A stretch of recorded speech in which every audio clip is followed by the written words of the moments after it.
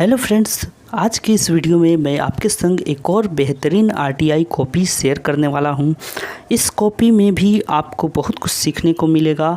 अगर आप tier 2 exam देने जा रहे हैं, चाहे वो एसएससी एमटीएस का हो या फिर हवलदार का, दोनों ही के टीयर 2 एग्ज़ाम के लिए काफ़ी इम्पोर्टेंट है ये टॉपिक। और आप इस कॉपी में काफ़ी कुछ सीख सकते हैं और क्या इस कॉपी में गलती हुई है, किस तरीके से इसमें और इम्प्रूवमेंट की जा सकती थी, आज सभी बातों को बड़े डिटेल में मैं आपको समझाऊंगा। जैसा कि आपने इस कॉपी को देखा या फिर पहले कॉपियाँ देखी होंगी, उसमें सारे जो इंस्ट्रक्शन होते हैं वो काफ़ी इम्पोर्टेंट होते हैं और अगर आप इनको मिस करेंगे तो बहुत दिक्कत होगी। चलिए पहले आपको कुछ इंस्ट्रक्शन ही बता दूं। जैसे कि आपको 28 पेजेज दिए जाएंगे, ठीक है, 28 पेजेज रहेंगे। अब इन 28 पेजेज में होता क्या है वो समझिए। जितने भी पेजेज हैं उनमें, यानी कि अगर इस फर्स्ट पेज को छोड़ दें, इसके बाद एक पेज और गैप आएगा, जैसे कि आप यहाँ पर देख सकते हैं एक खाली पेज ये आता है। यहाँ आपको कुछ भी नहीं लिखना है, ध्यान रखिएगा, इसमें कुछ नहीं लिखना है, यहाँ खुद ही मना करता है। देखिए इस पृष्ठ पर कुछ नहीं लिखें, ठीक है, यहाँ पे साफ साफ लिखा हुआ है कि यहाँ पर न लिखें। अगर आप यहाँ पे लिखते हैं तो फिर या तो मार्क्स कटेंगे या फिर आपको 0 दे दिया जाएगा। अब देखिए पेज नंबर ये कितना है, 2 है, ओके, पेज नंबर 2। उसके बाद आप जब यहाँ पर आएंगे तो देखिए ये सीधे पेज नंबर कितना 25 आ चुका है, यानी कि बीच के पेज कहाँ गए, ओके। और उसके बाद प्लीज टर्न ओवर, तो ये खुद ही लिखा रहता है, आपको कुछ लिखने की ज़रूरत नहीं पड़ेगी लास्ट में। और पीटी, उसके बाद देखिए 25 के बाद यहाँ पर 26 नंबर पेज, तो बीच वाले पेज कहाँ चले गए। तो चलिए आपको बताता हूँ कि बीच वाले पेज कहाँ गए। यहाँ पर आप देखिए आपको 22 भाषाएं यहाँ पे मिलेंगी और इसके बाद देखिए तो 22 भाषाएं जो कि हमारे अनुसूची में 8वीं अनुसूची में वर्णित हैं। उसके अलावे एक इंग्लिश, यानी कि 23 भाषाओं में अलग अलग 23 पेजों पर क्वेश्चन रहते हैं। अब आपको गिना देता हूँ कैसे। देखिए पहला पेज तो ये हो गया, पहला पेज। उसके बाद दूसरा पेज खाली रखना है, ठीक है। और उसके बाद मान लेते हैं कि इसी तरह का तीसरा पेज आएगा जिसमें कि क्वेश्चन लिखा रहेगा, केवल क्वेश्चन रहेगा। अगर हिंदी में पहला जो पेज होगा वो तो या तो हिंदी होगा या इंग्लिश होगा, तो हिंदी में क्वेश्चन लिखे हुए हैं। और सब में आपको पता है कि पहले जो आता था 5-5 ऑप्शन आता था, 5 ऐसे का टॉपिक और 5 लेटर के टॉपिक। तो इस तरीके से पूरे एक पेज में केवल टॉपिक लिखे रहते थे। और इस तरीके से ये कितने पेजेज होंगे, 23 पेजेज में तो केवल क्वेश्चन ही लिखे रहते हैं। तो इस तरीके से 23 पेज में आपको कुछ नहीं लिखना है। आपको शुरुआत करनी है, देखिए 23 और ये 2 कितने हो गए 25। तो यहाँ पे आपको शुरुआत करनी है 25वां पेज से, ठीक है, 25वां पेज से। और देखिए ये है दूसरा नंबर पेज, उसके बाद 23 और भाषाएं होंगी और उसके बाद यहाँ पे ये 25वां पेज से स्टार्ट करना है। चलिए अब समझ गए पूरा माजरा। इसमें कुछ और इम्पोर्टेंट अगर आपको डाउट हो तो पिछली वाली सारी वीडियो देखिए, सब कुछ आपको क्लियरली समझ में आ जाएगा। ध्यान रखना है, मैं बार बार आपको बता रहा हूँ कि यहाँ पर जो रोल नंबर है इसको गलती से भी नहीं छोड़िए।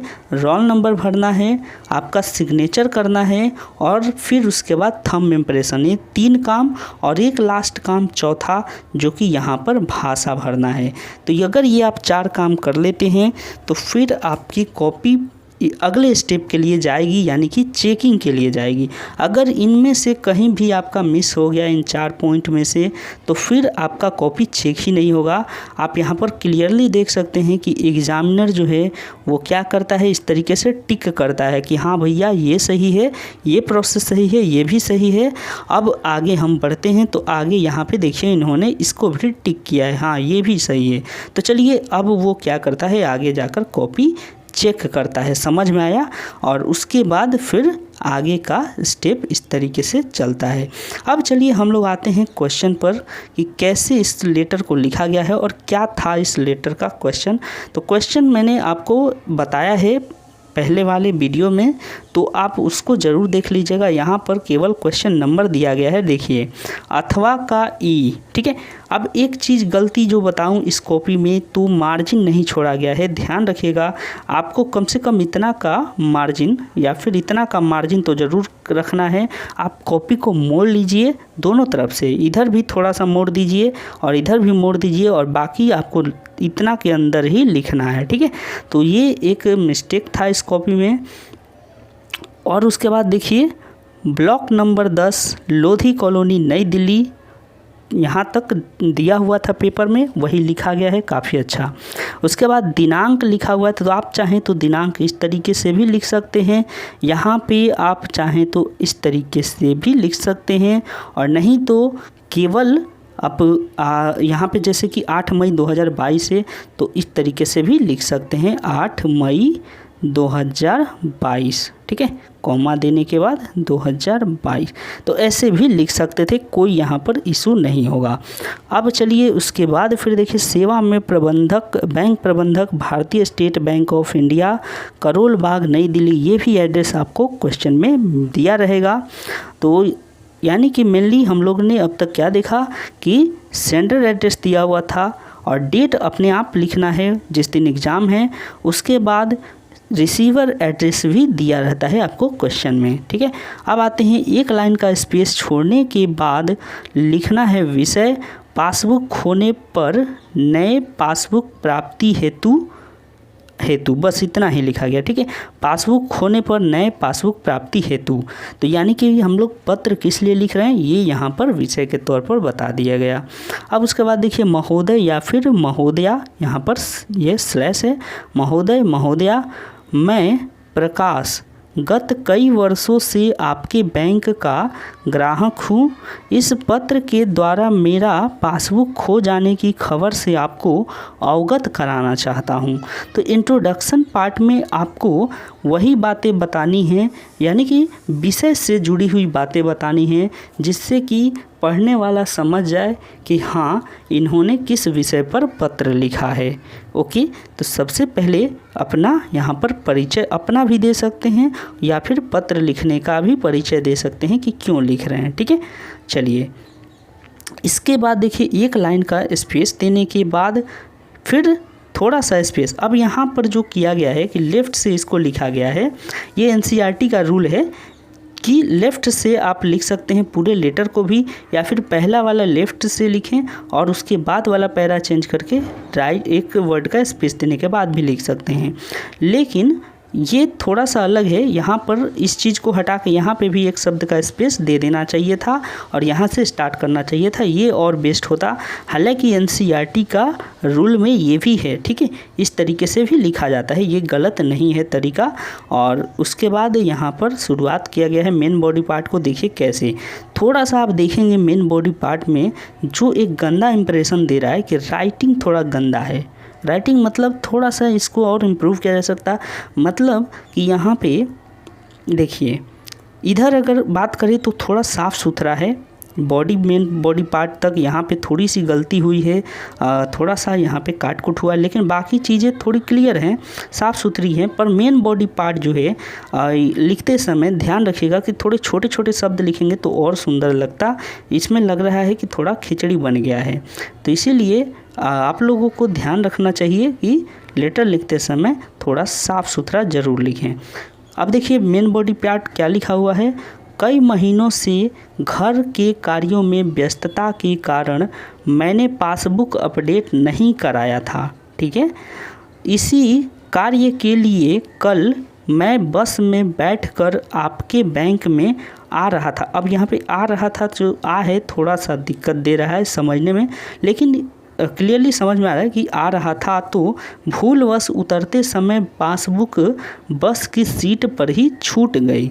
बस गुजर जाने के 10 मिनट बाद मुझे ख्याल आया, तब तक देर हो चुकी थी, ठीक है, तब तक देर हो चुकी थी। फ़िलहाल मेरे पास पासबुक की एक फ़ोटोकॉपी मौजूद है जिस पर केवल प्रथम पृष्ठ ही अंकित है।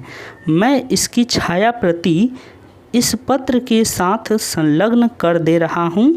ओके, और उसके बाद यहाँ तक देखिए मेन बॉडी पार्ट पहले अगर समझें हम लोग, तो यहाँ पर बिल्कुल प्रैक्टिकल बातें लिखी हुई हैं, काफ़ी अच्छा लिखा हुआ है। अगर ये राइटिंग थोड़ा सा अच्छा रहता और यहाँ पे साफ़ सुथरा लिखा रहता तो बहुत बढ़िया यहाँ पे कंटेंट लिखा गया है।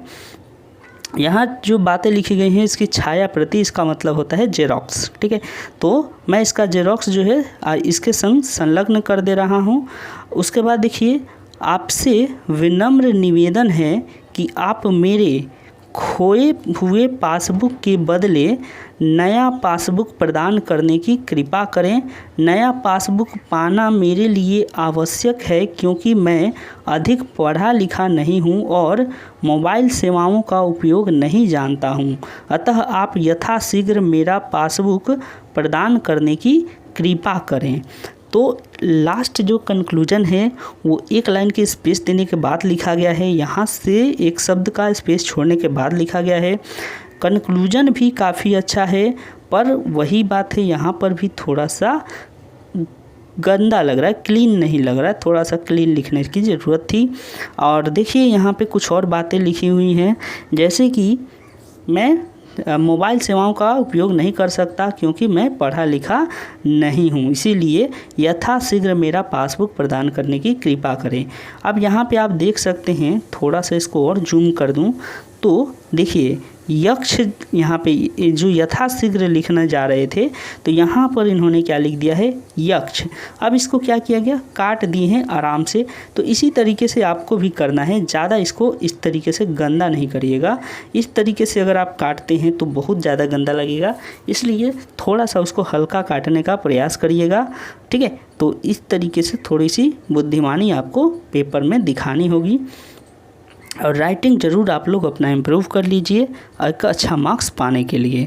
अब इसके बाद देखिए, धन्यवाद भवदीय प्रकाश, ठीक है, भवदीय प्रकाश। और दोनों कैसे लिखा गया है, तो एक लाइन का स्पेस देने के बाद धन्यवाद, फिर एक लाइन का स्पेस के बाद भवदीय और प्रकाश। फिर उसके बाद देखिए क्या लिखा गया है, संलग्न पासबुक। तो जो पासबुक यहाँ पे अटैच किया गया है उसको लिखा गया है कि हमने क्या अटैच किया है इसके संग, पासबुक, इसीलिए पासबुक यहाँ लिखा गया है। यहाँ पे कुछ और जानकारियाँ आप चाहे तो दे सकते थे कि मेरी जानकारियाँ निम्न तरीके से हैं, और ऐसा लिखने के बाद आपको यहाँ पे सब कुछ ऊपर में ही बता देना होता है, अपना नाम, खाता नंबर, मोबाइल नंबर, उसके बाद फिर धन्यवाद और भवदीय लिख सकते हैं। तो ये भी एक तरीका होता है, ठीक है। आपने पिछला वीडियो देखा होगा तो समझ में आया होगा आपको कि कैसे लिखना चाहिए। अगर नहीं देखे हैं तो ज़रूर आप जाकर चैनल के प्लेलिस्ट से उसको देख लीजिए, RTI कॉपी का प्लेलिस्ट है। तो उम्मीद है कि आप इस कॉपी से सीखे होंगे और आपको बहुत कुछ समझ में आया होगा। आपके लिए ये काफ़ी इम्पोर्टेंट सीरीज़ था। चलिए, किसी और तरह की वीडियो पाने के लिए चैनल से बने रहें, चैनल को सब्सक्राइब करें और दोस्तों के संग शेयर ज़रूर करें। मिलेंगे अगले वीडियो में, तब तक के लिए बाय।